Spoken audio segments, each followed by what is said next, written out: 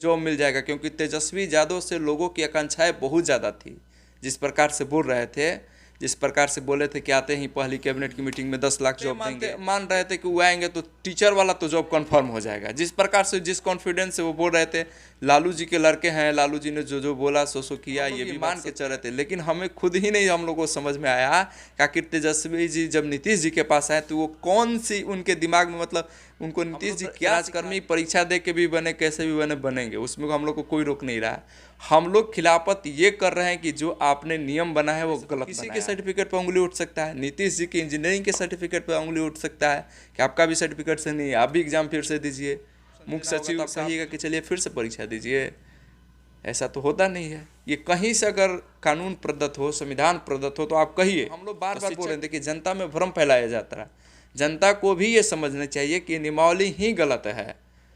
जब तक जनता नहीं जागरूक होगी तो ये तो नेताजी लोग हैं, ये लोग तो कुछ भी कर सकते हैं। एक बात जानिए कि हम लोग राजकर्मी बनेंगे, अगर उसके लिए पूरा पटना जाम करना होगा तो जाम करेंगे, सड़क पर अनशन पर बैठना होगा तो अनशन पर बैठेंगे, लाठी जेल में जाना होगा तो जेल में जाएंगे। लेकिन जो शिक्षकों का न्यायोचित न्याय है उसको हम लोग दिलवाएंगे, ताकि आने वाली कोई भी सरकार किसी के साथ अन्याय नहीं कर सके। बिहार में अब नई भर्तियों की बहार है।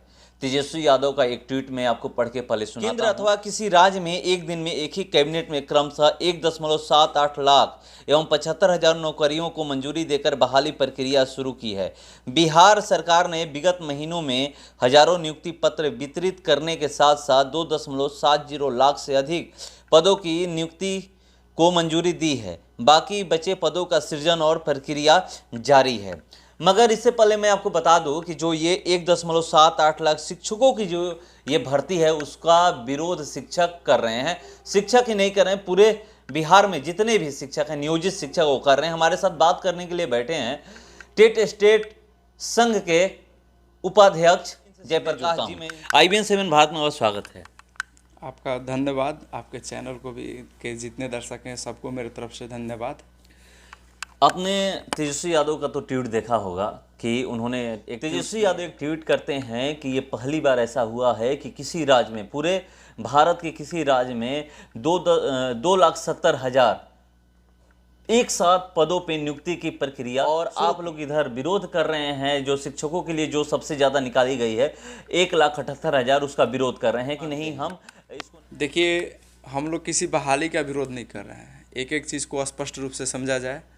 2019 में स्टेट की जो 7वें चरण की बहाली के लिए परीक्षा हुई थी, उस वक्त ये कहा गया था कि जितने बच्चे स्टेट पास करेंगे उतने ही बच्चों को पास किया जाएगा जितने को हाई स्कूल में लेना है।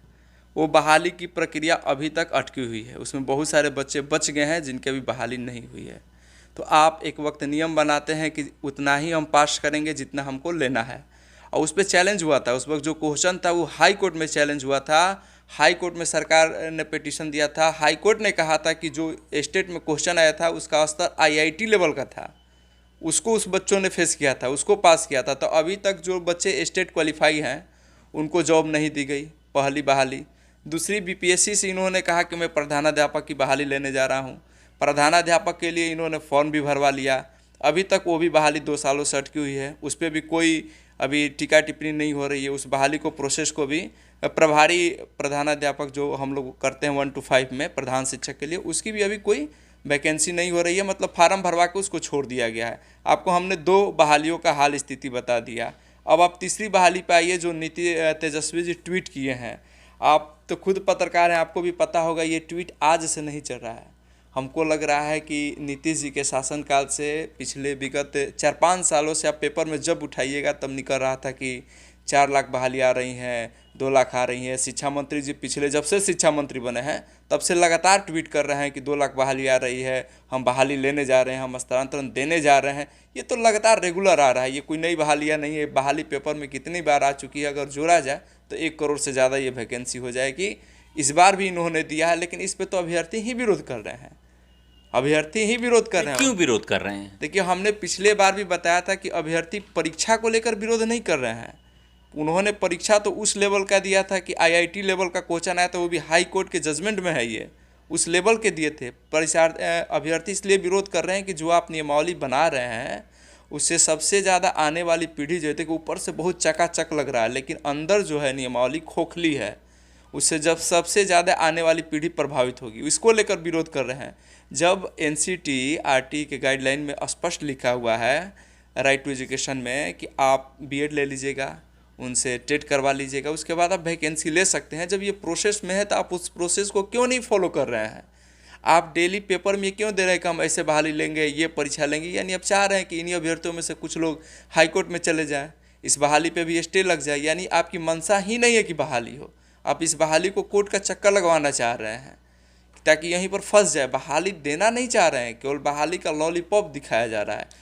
क्योंकि अगर बहाली देना होता तो देखिए, मैं फिर कह रहा हूँ, जो स्टेट पास बच्चे हैं 7वें चरण में अभी तक इंतजार कर रहे हैं, उनकी बहालियाँ नहीं हुई। प्रधान शिक्षक के लिए जो बच्चे फॉर्म भरे हैं उनकी अभी तक परीक्षा तक नहीं हुई। उसके बाद आपने कहा कि देखिए इस बहाली में भी लोचा है, ये 1.60 दिखा रहे हैं, लेकिन इसमें जो बोल रहे हैं कि जो पहले से शिक्षक हैं वो भी भरेंगे। तो ये पहले से 4 लाख शिक्षक हैं, बहालियाँ कितनी आ रही है? 2.80 आपने दिखाया, जिसमें अलग अलग कैटेगरी का है। तो बताइए 4 लाख शिक्षक हैं तो 4 लाख बैठेंगे। और आपको क्या लग रहा है कि वो 4 लाख शिक्षक में से 2 लाख शिक्षक वैसे नहीं होंगे जो BPSC क्वालिफाइड कर ले? तो फिर नए अभ्यर्थियों के लिए उसमें सीट कहाँ बचा? उसमें भी 6 to 8 का आप देखिए कैटेगरी वाइज हो जाएगा, जनरल हो जाएगा, EWS हो जाएगा, OBC हो जाएगा, EBC हो जाएगा। उसमें भी जाइएगा तो 6 to 8 का विषयवार हो जाएगा, हिंदी का अलग, मैथ का अलग, संस्कृत का अलग। तो आप उसमें आइएगा तो प्रखंड वाइज आपको मिलेगा कि मैथ में 1 सीट है, इंग्लिश में 1 सीट है, हिंदी में 1 सीट है। तो जो बच्चे 6 to 8 क्वालिफाई किए हैं उनके लिए तो वैकेंसी ही नहीं रहेगी। तो वो बच्चे जाएंगे कहाँ? उनका तो करियर चौपट हो गया ना। मैं ये नहीं कह रहा हूँ, ये सारे मीडिया पर जो तेजस्वी यादव जी ट्वीट किए उसमें भी देखिए 1745 दिखा रहा है। ठीक है, तो 1745 कोई ज़्यादा तो सीट है नहीं, उसमें विषयवार हो जाएगा, हिंदी, अंग्रेजी, भूगोल, हिस्ट्री, मैथ, सब विषय अलग अलग हो जाएगा। उसमें भी कोटी वाइज हो जाएगा। तो उसमें भी जो आरक्षित बच्चे हैं SC ST के भी होंगे, उनको भी 1-1 सीटें मिलेंगी। तो ये वैकेंसी ले कहाँ रहा है? वैकेंसी के नाम पे केवल गोल गोल गोल गोल घुमाया जा रहा है। मैं एक चीज़ आपको बता दूं कि मैं आपको दिखा रहा हूं कि देखिए ये सारा उनका रिट्वीट और कमेंट लोग किए हैं। एक धीरज गुप्ता है, कमेंट करते हैं, सारे भरोसा को तोड़ चुके आप तेजस्वी यादव सर, शिक्षक अभ्यर्थी नियुक्ति पत्र लेने के लिए आंदोलन कर रहे थे और आपने प्रवेश पत्र बांटने का काम शुरू कर दिया। आप तो हम स्टेट 2019 अभ्यर्थियों से भी बोले थे कि सरकार जैसे बनेगी सबसे पहले आपको नौकरी देंगे, धोखा दिया है आपने। और ये देखिए उनका एक वीडियो क्लिप भी लोग उनके मैसेज किए हैं, कमेंट किए हैं। तो ये तो आप लोग कह रहे हैं कि ये कहाँ जाएंगे? ये तो सही में नियुक्ति पत्र लेने के लिए बैठे हुए थे, इंतजार कर रहे थे कि अब आएगा अब आएगा। 7वें चरण के कुछ लोग तो धरना भी दे रहे थे कि 7वें चरण की जैसे ही बहाली निकलेगी और हम लोग नौकरी ले लेंगे, हमें बस नियुक्ति पत्र चाहिए। तो ये जो भी लोग धरना दे रहे थे, अब इनको नौकरी नहीं मिलेगी। देखिए, जो स्टेट 2019 के बच्चों का आपने ट्वीट पढ़ा, सबसे ज़्यादा दर्द उन बच्चों का है, क्योंकि उसमें उतना ही रिजल्ट दिया गया था जितना सीट था, और ये कहा गया था कि रिजल्ट भी उतना ही आएगा जितना सीट है। बच्चे पास भी कर गए, उनको रैंकिंग भी दी गई, उनको केवल ज्वाइन कराना था। अब ये बताइए, जिन बच्चों को ज्वाइनिंग लेटर देना है उन बच्चों को कह रहे हैं कि फिर से परीक्षा में बैठिए, जबकि आप ही का बनाया हुआ नियम था। आप उस नियम को ब्रेक कर रहे हैं। बताइए वो बच्चे कितने ज़्यादा सदमे में होंगे। वो एग्ज़ाम सबसे टफ एग्ज़ाम था, मैं फिर बोल रहा हूँ कि एग्ज़ाम टफ था। वहाँ हाई कोर्ट का आप जजमेंट निकाल कर पढ़िए, उसमें स्पष्ट लिखा हुआ है कि उसमें जो मैथ के क्वेश्चन थे उनका लेवल IIT लेवल का था। तो उस एग्ज़ाम को जो बच्चों ने फेस किया था, आप उन बच्चों को नहीं दे रहे हैं, कह रहे हैं फिर से दीजिए। यानी आप चाह रहे थे कि ये बच्चे तो कोर्ट में जाएंगे, क्योंकि नियमावली तो आप ही ने बनाई थी ना कि आप पास करना, आपको जॉब लेना है, तो आपने इनको ज्वाइनिंग नहीं दिया। तो ये जैसे ही बच्चे कोर्ट में जाएंगे सारी बहालियाँ स्टे हो जाएगी। यानी सरकार बेचारी उसकाने के लिए डेली पेपर में दिया जा रहा है कि बच्चे कोर्ट में जाएं, चैलेंज करें। इस पे तो चैलेंज भी बनता है, इस पे तो इजली लोग चैलेंज कर देंगे। तो यानी सरकार चाह रही है। और आप ये ट्वीट पढ़े तो मुझे एक ट्वीट और याद आ गया। कुछ दिन पहले, 1-2 दिन पहले शक्ति जी जो हैं राजद के प्रवक्ता, उन्होंने ट्वीट किया था कि अब जो नई नियुक्तियाँ आ रही है उसके बाद बच्चे A फॉर संतरा नहीं पढ़ेंगे, A फॉर एप्पल पढ़ेंगे।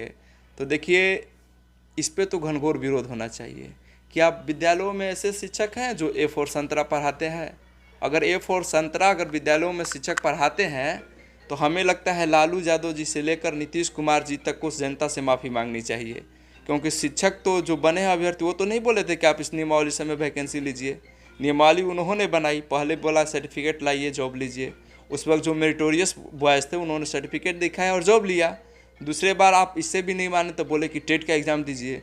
टेट के एग्ज़ाम में भी आप जान रहे हैं कि रिजल्ट का परसेंटेज बहुत लो था, बहुत कम लोग पास हुए थे, तो वो बच्चे टेट देकर आए, वो भी शिक्षक बने और इतने टैलेंटेड बच्चे आए और आप बोल रहे हैं कि A4 संतरा पढ़ाते हैं। ये आप समझ रहे हैं बच्चा शिक्षकों का मोरल कितना डाउन कर रहे हैं। हमें आपको पता होना चाहिए जो नए शिक्षक हैं इसमें से बहुत सारे शिक्षक BPSC निकाल लिए, उम्र ख़त्म हुआ, नहीं तो अच्छे अच्छे जॉबों में गए हैं, वैकेंसियाँ नहीं थी और आप क्या बोल रहे हैं, कुछ भी बोल दीजिएगा A4 संतरा पढ़ाते हैं। बोलने से पहले नहीं सोचते हैं लोग। हाँ, इतना आप सोच रहे हैं मास्टर इतने गिरे हुए हैं। हम तो बोल रहे हैं उनको कि आप लग रहा है ना, तो आपके पास देखिए उनके पास SCRT है, पता होगा कि जो सरकार होती है उनके पास संस्था होती है शिक्षकों को ट्रेंड करने का, तो SCRT है, डाइट है, इनसे आप ट्रेनिंग करवा लीजिए ना भाई। एग्ज़ाम क्या लेना है उनको, उनका पैसा क्यों खर्च कराते हैं? वो खर्च जो पैसा होता है उन पर क्यों ऐसे ही बजट खर्च करना है? उनको तो इसीलिए बनाया गया है। और शिक्षकों को जब आपको लगता है तब विद्यालय वाइज घूम लीजिए कि कहाँ A4 संतरा पढ़ाया गया, तो फिर ये क्यों चमकाते रहते हैं कि हमने हाई स्कूल का रिजल्ट द बेस्ट दिया, +2 का मेरा रिजल्ट सुधरा। नीतीश कुमार जी स्वयं बोलते हैं कि विद्यालयों में बच्चियाँ अधिक जाने लगे, पहले बच्चे कम जाते थे लालू जी के रीजन में। उन्हीं का वक्तव्य, मैं नहीं बोल रहा हूँ, नीतीश जी ने बोला था कि पहले पूछ लीजिएगा उनके समय में कितने बच्चे पढ़ने जाते थे, अब देखिए बहुत सारी बच्चियाँ पढ़ने जाती है। हमने स्कूलों में बच्चियों को लाया, शिक्षक पढ़ा रहे हैं और मन लगा के पढ़ाएं। तो या तो शक्ति जी झूठ बोल रहे हैं या नीतीश जी झूठ बोल रहे हैं। 10th क्लास का जो रिजल्ट सुधरा ये भी इशारा कर रहा है, यानी आप मान रहे हैं कि अगर बच्चे शिक्षक नहीं पढ़ा रहे हैं, इतने गलत पढ़ा रहे हैं, तो सारे शिक्षकों पर FIR करा दीजिए। उन पर तो मानहानि का केस बनता था। लेकिन हम लोग क्या कहें, अब ऐसे ऐसे राजनेता हैं, ऐसे ऐसे बयान दे रहे हैं। अब देखिए एक और मैसेज में पढ़ के बता रहा हूँ कि ये भानु यादव भारतीय हैं, ये मैसेज किए हैं। आपने तो तेजस्वी जी ऑन कैमरा 2.25 लाख शिक्षक बहाली की बात की थी, पर कर रहे हैं 1.78 लाख। शिक्षक बहाली में 6 से 8 वर्ग 8वीं वर्ग में महज 1745 सीट है, जिस पर अभी हम लोग बात कर रहे थे। तेजस्वी जी, आप लोगों ने कैबिनेट में इस पर चर्चा नहीं किया क्या? इस वर्ग में इतनी कम सीट क्यों है? छात्र बहुत गुस्से में हैं। हाँ, ये जो ट्वीट हम तो आपको बोलिए रहे हैं कि 6 to 8 में सीट ही नहीं हो। 1745 जो आप दिखा रहे हैं कंबाइंड दिखा रहे हैं पूरे बिहार का। जब ब्लॉक स्तर पाइएगा तो वो सीट 1-2 हो जाएगा। तो बताइए 6 to 8 वाले बच्चे कहाँ जाएंगे, उनकी वैकेंसियाँ कैसी होगी? और ये भी जानिए कि जो बच्चे स्नातक ग्रेड में आते हैं वही भविष्य में प्रधानाध्यापक बनते हैं। तो आप तो शुरू में उनको ख़त्म कर दे रहे हैं, आप तो लाना नहीं चाह रहे हैं। ये स्नातक ग्रेड के शिक्षक हैं ना, अब फिर कहिएगा कि मेरे पास मैथ के शिक्षक नहीं है, इंग्लिश के शिक्षक नहीं है, और फिर रोना शुरू कर दीजिएगा। हम तो कह रहे हैं वैकेंसी है ही नहीं, केवल वो मुंगेरी लाल के हसीन सपने दिखाए जा रहे हैं। मतलब ये क्यों किया जा रहा है? नीतीश जी को वैकेंसी मन बहाली नहीं करानी है, स्पष्ट तो जानिए। तेजस्वी यादव तो कह रहे हैं ना कि हम 10 लाख कराएंगे। पिछली बार भी मैंने बोला था ना कि सबसे ज़्यादा अगर किसी को गुस्सा है तो तेजस्वी यादव पर ही है, क्योंकि अपेक्षाएं उनसे सबसे ज़्यादा थी। जब महागठबंधन की सरकार बनी थी कृष्णा जी, तो उस वक्त सबसे ज़्यादा अगर कोई खुश था तो शिक्षक खुश थे। आप जितने शिक्षक उनके फेसबुक ID निकाल कर देख लीजिएगा, शिक्षक बहुत खुशी मना रहे थे। जो अभ्यर्थी थे उनके घरों में खुशियाँ थी कि अब चलिए जॉब मिल जाएगा, क्योंकि तेजस्वी यादव से लोगों की आकांक्षाएं बहुत ज़्यादा थी। जिस प्रकार से बोल रहे थे, जिस प्रकार से बोले थे कि आते ही पहली कैबिनेट की मीटिंग में 10 लाख जॉब देंगे, ये तो हम लोग तय मान रहे थे कि वो आएंगे तो टीचर वाला तो जॉब कंफर्म हो जाएगा। जिस प्रकार से जिस कॉन्फिडेंस से वो बोल रहे थे, लालू जी के लड़के हैं, लालू जी ने जो बोला सो किया, ये भी बात सत्य है। तो हम लोग ये मान के चल रहे थे, लेकिन हमें खुद ही नहीं हम लोग को समझ में आया कि आखिर तेजस्वी जी जब नीतीश जी के पास आए तो वो कौन सी उनके दिमाग में, मतलब उनको नीतीश जी क्या सिखा दिए कि ठीक इसके उलट हो गए। करना क्या था, करने क्या लगे। इसके लिए भी आप लोग लड़ाई लड़ रहे थे कि समान कार्य के लिए समान वेतन होना चाहिए। अब तो ऐसा है नहीं, निकल भी गया है कि किसको कितना वेतन दिया जाएगा। तो एक ही विद्यालय में अगर इस तरह का होगा तो फिर कैसे होगा?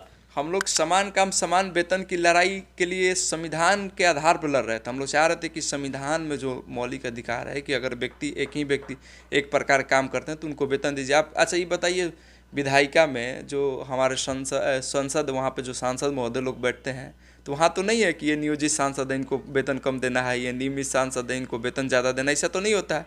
जितने सांसद हैं सबको वेतन ज़्यादा देना है, विधानमंडल में जितने विधायक बैठते हैं सबको समान वेतन मिलता है। तो फिर एक ही स्कूल में पढ़ाने वाले शिक्षकों के वेतन में अंतर क्यों? ये संविधान भी नहीं मानता है। ये तो बोलते हैं कि संविधान बचाना है, लोकतंत्र बचाना है, अम्बेडकर जी को मानते हैं, फिर वही संविधान का ये उल्लंघन करते हैं, यानी ये अम्बेडकर जी को भी नहीं मानते हैं। जब संविधान ही कह रहा है कि आपको समान रूप से सबको देखना है, समता का अधिकार सबको है, तो एक ही स्कूल में पढ़ाने वाले शिक्षकों को अलग अलग कैटेगरी का वेतन क्यों? और एक ही स्कूल में आप अलग अलग कैटेगरी के शिक्षकों को क्यों रख रहे हैं? जितने शिक्षक हैं शिक्षक हैं। अब उस शिक्षक में नियोजित क्यों होंगे, नियमित क्यों होंगे, अतिथि शिक्षक क्यों होंगे, एडक पर शिक्षक क्यों होंगे? मतलब ये क्यों इतनी कैटेगरी क्यों? उसमें भी अब बीपीएससी अब शिक्षक ला रहे हैं, बीपीएससी में भी जो क्रॉस कर गए, जो पास नहीं होंगे वो एक अलग कैडर हो जाएंगे, जो बीपीएससी के पास होंगे वो अलग कैडर होंगे। एक विद्यालय में 4 से 5 जो लेयर बना रहे हैं, ये तो कहीं से जायज़ नहीं है। शिक्षक मतलब शिक्षक होता है। तो हम लोग तो विरोध जो भी कर रहे हैं नीतिगत कर रहे हैं, संविधानिक जो संविधान के आधार पर उसी को कर रहे हैं। हम लोग संविधान को मानने वाले हैं, हम लोग का विरोध बिल्कुल जायज़ है। और वो लोग केवल मुंह से कहने वाले हैं कि हम संविधान को मानते हैं, हम अम्बेडकर जी को मानते हैं, लेकिन उनको कहाँ मान रहे हैं? वो तो उनके एकदम खिलाफत जा रहे हैं। अब तो ये भी क्लियर हो गया है कि आप लोग राजकर्मी नहीं बनिएगा, एग्जाम दीजिएगा, पास करिएगा तभी बनिएगा, नहीं तो नहीं बनिएगा ना। हम लोग राजकर्मी बनेंगे, ये हम लोग को पता है। नीतीश जी सरकार बोल रही है कि आपको एग्ज़ाम देकर आना है, तो हम लोग को एग्ज़ाम से विरोध नहीं है। हम लोग तो राजकर्मी परीक्षा दे के भी बने, कैसे भी बने बनेंगे, उसमें हम लोग को कोई रोक नहीं रहा है। हम लोग खिलाफत ये कर रहे हैं कि जो आपने नियम बना है वो गलत बनाया है। अब बताइए, अब यही करेंगे, फ्रेशर के साथ हम लोग नहीं बैठेंगे। हमें 4 लाख जो हम लोग नियोजित शिक्षक हैं उसी में हमको बैठाइए, जितना टॉप एग्जाम लेना है लीजिए उसी में। हाँ नहीं, देखिए एक चीज़ यहाँ टेक्निकल पॉइंट समझिए। अभी हमारे मुख्य सचिव कौन है?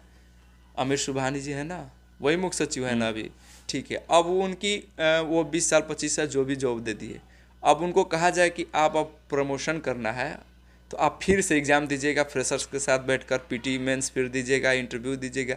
ये संभव है कि वो टॉपर रहे अपने बैच के? आप जानिएगा ये अभी कर सकते हैं वो ऐसा?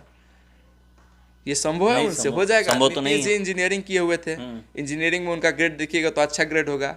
अब नीतीश जी से फिर से कहा जाए इतने साल बाद कि चलिए फिर से आप इंजीनियरिंग का एग्ज़ाम दीजिए, तब आपको सर्टिफिकेट आपकी मान्य होगी। आपके सर्टिफिकेट पर दाग है, आप हम नहीं मानते हैं कि आप इंजीनियर हैं, चलिए आप जो इंजीनियर हैं फर्जी हैं, इसके लिए आपको फिर से परीक्षा देना होगा। तो क्या वो इंजीनियरिंग के एग्ज़ाम आज के डेट में पास कर सकते हैं? यही तो नियम बनाया गया है शिक्षकों का। जो 20 साल 25 साल पढ़ा लिए उनको बोला जा रहा है कि नहीं चलिए फिर से आप परीक्षा दीजिए बीपीएससी वाला। ये कहाँ का लॉजिकल है भाई? तो ऐसे तो किसी के सर्टिफिकेट पर उंगली उठ सकता है। नीतीश जी के इंजीनियरिंग के सर्टिफिकेट पर उंगली उठ सकता है कि आपका भी सर्टिफिकेट से नहीं है, आप भी एग्ज़ाम फिर से दीजिए। मुख्य सचिव साहब को जब प्रमोशन देना होगा तो आप कहिएगा कि चलिए फिर से परीक्षा दीजिए।